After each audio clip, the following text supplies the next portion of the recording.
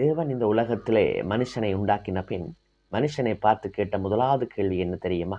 ஆதியாகமம் 3:9 தேவன் மனுஷனை கூப்பிட்டு, ஆதாமே நீ எங்கே இருக்கிறாய் என்றார். உண்மையில மனுஷன் பாவத்தின் விளைவினால தன்னைத்தானே ஒழித்து கொண்டான். இந்த ஒழித்து கொண்ட மனுஷன் தேவனை தேடி போகல, தேவனே இந்த மனுஷனை தேடி வந்தார். இது எதற்கு காண்பிக்கப்படுகிறது தெரியுமா? இந்த உலகத்துல மனுஷன் பாவத்தினாலே தன்னை தாங்களே ஒழித்து கொண்ட நிலையிலே இருந்தார்கள். ஆனா கர்த்தராய் இயேசு கிறிஸ்துவானவர் பரலோகத்தை விட்டு இந்த பூமிக்கு அவர் மனுஷனை தேடி வந்தார். உண்மையில மனுஷன் தேடி போகவில்லை, இயேசுவாகிய தேவனே இந்த உலகத்துக்கு நம்மை தேடி வந்தார். ஆகவே நாம் ஆராதிக்கிற தேவன் நம்மை தேடி வருகிற தேவன். நாம் தேடி அவரிடம் போக தேவையில்லை, அவரே நம்மை தேடி வருகிறார்.